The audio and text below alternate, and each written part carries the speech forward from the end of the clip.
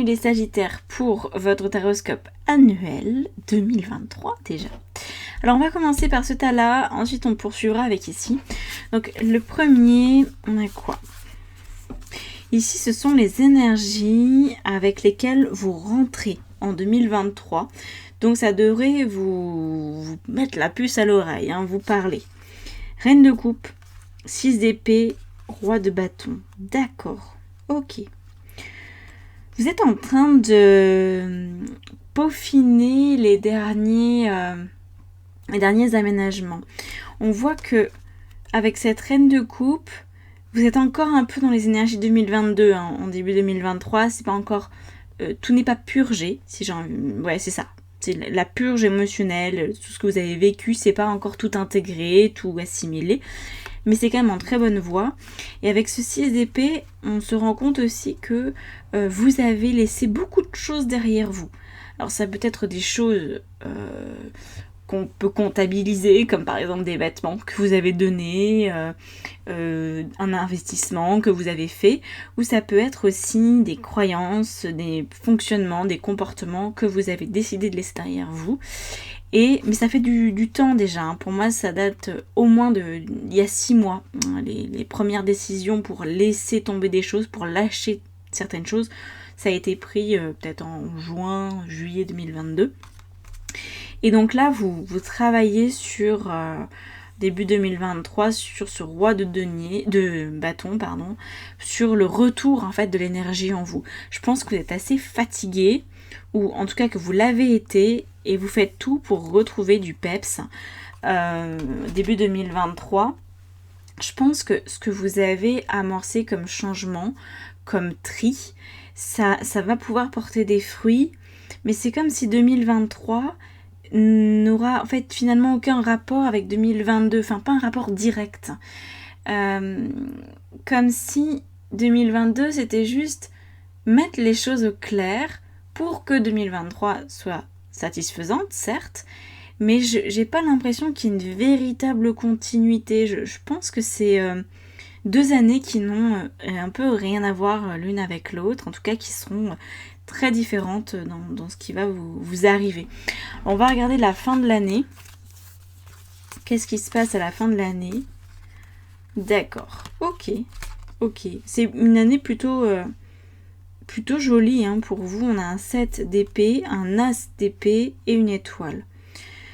Moi j'ai l'impression que vous avez posé des jalons, que vous avez mis en place des prérequis obligatoires à toute forme de projet. Par exemple, être dans un lieu qui vous convient, être dans une relation de couple qui vous convient. Ça c'est des bases de vie. C'est pas forcément des rêves de vie, c'est des bases. Pour après, à partir de ces bases, construire quelque chose d'autre, mais qui n'a peut-être rien à voir, ok ? Et je pense que c'est ça qui va se passer. Vous allez pouvoir faire sortir de l'ombre, finalement, des rêves, des idées, des aspirations qui n'avaient pas leur place en 2022 parce que vous étiez occupé à autre chose. Et donc là, pour moi, il y a beaucoup de débuts de projets, des projets qui sont très inspirés, qui vous élèvent, Alors c'est même pas de la joie, c'est juste que vous ressentez des évidences en fait. Pour cette année 2023, il y a des choses qui se font, qui doivent se faire. Vous suivez, je pense, votre guidance. Je vous sens très très très reliés là, les Sagittaires. C'est beau, je pense que c'est le plus beau tirage que j'ai eu jusqu'à présent sous les yeux. Parce que 2023 est quand même passablement plus simple que 2022. Mais néanmoins, les autres signes avaient encore pas mal de trucs à bosser. Vous, ça semble être plus doux. Donc tant mieux, profitez-en, j'ai envie de dire. Ça veut aussi dire certainement que vous avez fortement travaillé en 2022, ce qui vous permet non pas de souffler, mais de vous préoccuper de ce qui a vraiment du sens et de l'importance pour vous, ok ? Pour moi, c'est comme si vous aviez, admettons, vous avez une grande maison et vous avez passé 2022 à ranger cette grande maison pour que en 2023, il y ait des invités, que vous puissiez faire la cuisine tranquillement, pour que vous ayez un endroit où travailler qui soit propice. Vous voyez, pour moi, c'était vraiment beaucoup de préparation 2022 et une grande ouverture, de belles aspirations en 2023. Alors on va regarder justement quels sont les restes un petit peu de 2022. Oula, quelles ont été les influences en fait de 2022. D'accord, vous avez été pris entre le marteau et l'enclume. Hein. On a... C'est une vieille expression ça quand même. Je parle comme une vieille. Alors, on a la reine de coupe, le roi de coupe et au milieu, notre cher ami l'empereur. Alors, qui certes est copain avec les béliers, hein, mais qui est aussi plutôt sympa avec les sagittaires, comme vous êtes un signe de feu. Bon, ça s'en rapproche.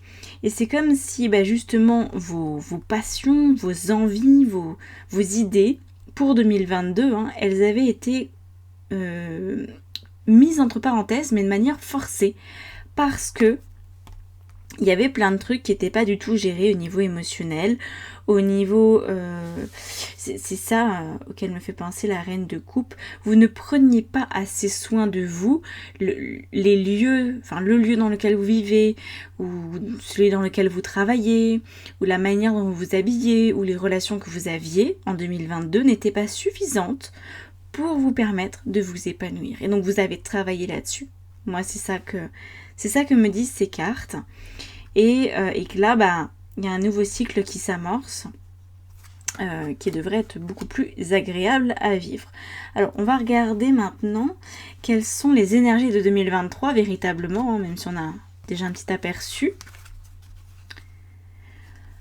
D'accord. Alors, il s'agit de ne plus perdre son temps avec une charité mal ordonnée. Décidément, je parle vraiment comme une vieille. Charité bien ordonnée, on commence par soi-même. Ok. Donc là, c'est vraiment l'idée, c'est de... vous allez le comprendre, hein, les influences de 2023 viennent vous chercher de toute façon pour vous le dire, donc vous aurez des événements, vous aurez des discussions, vous aurez tout un tas de trucs qui va vous rappeler à l'ordre, pour ne pas vous disperser, pour ne pas donner de l'énergie, de l'argent, du temps à quelqu'un ou quelque chose, si vous, au préalable, vous risquez d'en manquer après. Ça va être ça en fait le but du jeu. Donnez si vous avez en plus, si vous avez en trop. Mais servez-vous en premier quand même, parce que sinon vous ne pourrez pas véritablement donner et vous allez vous priver pour donner. Et ça n'a pas apparemment de sens vu tous les projets qui vous attendent. Faut pas que vous soyez la dernière roue du carrosse, au contraire. Avec ce chariot, 2023 vient vous dire c'est le moment d'avancer, c'est le moment de concrétiser, c'est le moment de ne plus faire de surplace, de ne pas se retourner. S'il y a des brebis galeuses, s'il y en a qui ont toujours besoin d'aide, s'il y en a qui vous sollicitent de manière constante, mais qui ne font rien pour s'en sortir, si ça vous pompe de l'énergie plus que ça vous en apporte, il faut savoir faire la part des choses et avancer, beaucoup plus seul peut-être, mais avancer. Ok ? Donc, moi je pense pas que vous allez non plus devenir quelqu'un de solitaire et d'aigri dans votre coin. Enfin, aigri, c'est pas le mot, mais vous n'allez pas devenir avare, voilà. Néanmoins, faites quand même attention à l'énergie que vous donnez à l'extérieur, parce que parfois, on croit que ça peut faire partie de notre personnalité aussi, hein, de donner beaucoup aux autres, parce que ça semble être normal, parce que ça semble être bien, parce que voilà, peut-être que vous avez été élevé comme ça, sauf que là, vous risquez de mettre entre parenthèses vos projets, et Dieu sait que vous en avez, donc attention à cette limite, ok ? C'est à vous de la fixer, cette limite du don, à quel point vous vous donnez aux autres. Alors, ensuite on va aller voir, waouh. Alors, sur les énergies, là, c'était l'initiation de l'année 2023.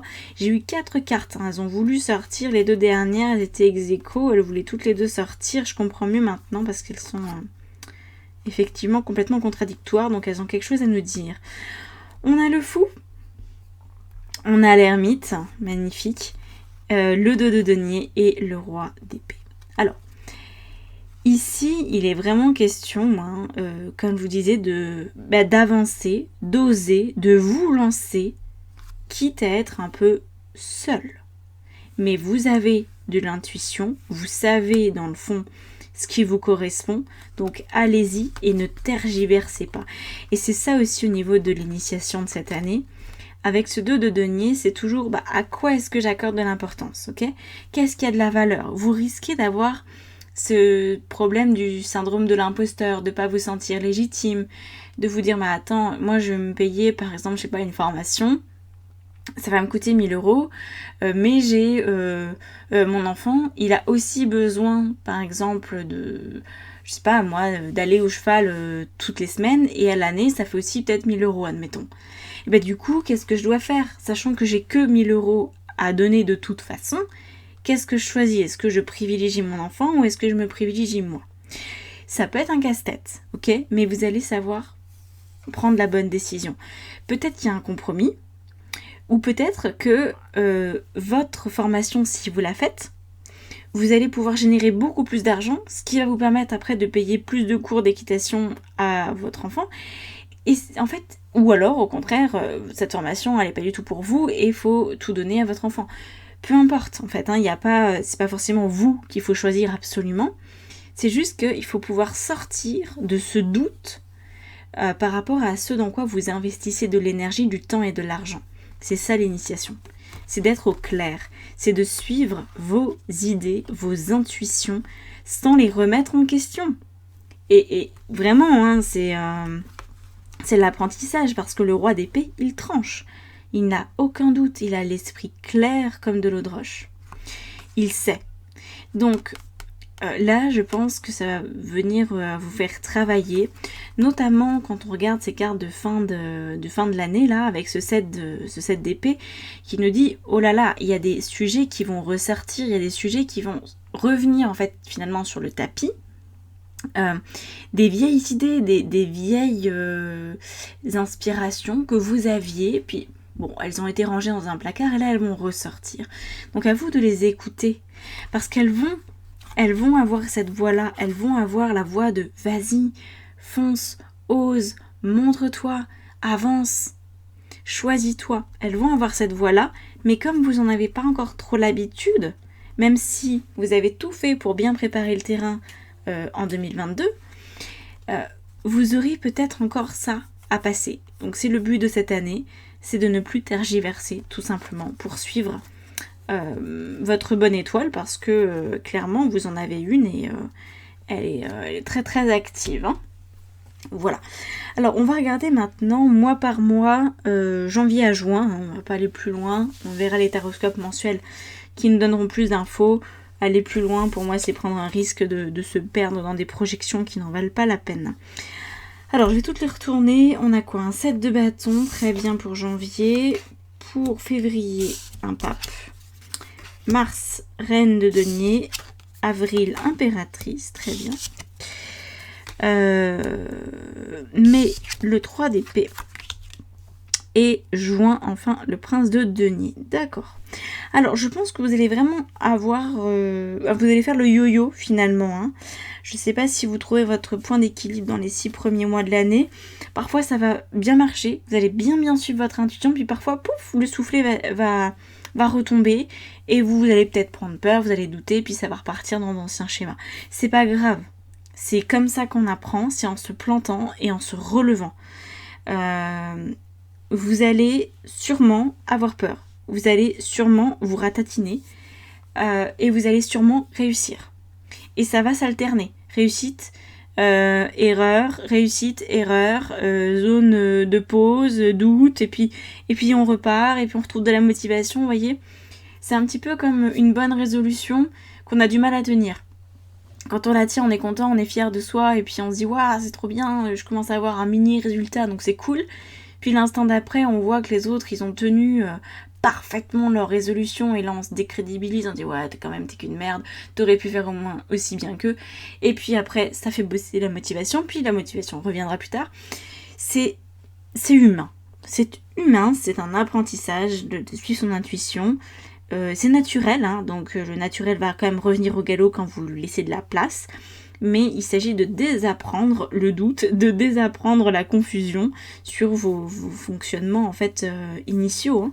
Donc Voilà, là on va avoir, donc pour janvier, je récapépète, 7 de bâton qui nous dit pas grand chose, qui nous dit juste je m'accroche pour mes rêves, je définis quelles sont mes ambitions pour cette année, je sais qu'il va falloir que je me priorise, voilà, c'est plus ça.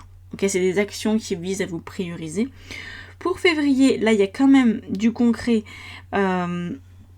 Pour vous, c'est le ressenti de l'alignement. Je pense que c'est quelque chose de très important, ça, parce que parfois on doute de son intuition, mais quand on le ressent dans son corps, on se dit, bah là, il n'y a pas de doute possible. C'est pas mon mental qui peut me faire sentir aussi bien. C'est forcément que je suis en communication avec le vrai moi, avec mon âme, avec appelez ça comme vous voulez. Et c'est une sensation de plénitude. Je pense que vous allez toucher ça du doigt pour le mois de février. Ça devrait vous aider à évoluer correctement. Pour le mois de mars, Reine de denier, il y a certainement des investissements que vous faites pour vous-même. En tout cas, vous investissez du temps et de l'énergie et de l'argent. Oui, plutôt du temps et de l'argent. Peut-être pas forcément de l'énergie en tant que telle, mais du temps et de l'argent, même si ce sont deux autres formes d'énergie aussi, mais ouais, je pense que vous allez choisir quelque chose qui vous demande de mettre un peu des pépettes sur la table. Je sais pas ce que ça peut être. Bon, ça dépend. Pour certains, ça sera 30 € d'investissement, pour d'autres 3000, hein, j'en sais rien. Il y a une marge de manœuvre monumentale avec cette carte. En tout cas, il y a un investissement pour vous qui va pouvoir commencer à fleurir véritablement au mois d'avril avec l'impératrice pour que vous soyez rattrapés, eh ben oui, au mois de mai par vos vieux démons. Le 3 d'épée qui, mon Dieu, doute, qui se chagrine, qui est triste, qui sait plus où se foutre, qui doute de tout parce que c'est nouveau, Donc là, il y a vraiment des hauts et des bas pour ce mois de mai. Et puis ça repart au mois de juin sur avec de meilleurs auspices, sous de meilleurs auspices, franchement, c'est bien. Prince de denier, vous revenez en fait à vos fondamentaux. C'est comme si l'investissement que vous aviez fait, quel qu'il soit au mois de mars, vous allez vous dire, ok, au mois de juin, vous allez reprendre un petit peu le taureau par les cornes, vous dire, bon, j'ai décidé ça au mois de mars, quelles étaient mes motivations véritables? Est-ce que je sais pourquoi j'ai fait ça? Et ça va vous aider en fait à raccrocher les wagons, à vous sentir à nouveau motivé pour continuer. Parce que parfois on perd de vue ses objectifs, on sait plus trop pourquoi on a fait ça, pourquoi on a pris telle décision.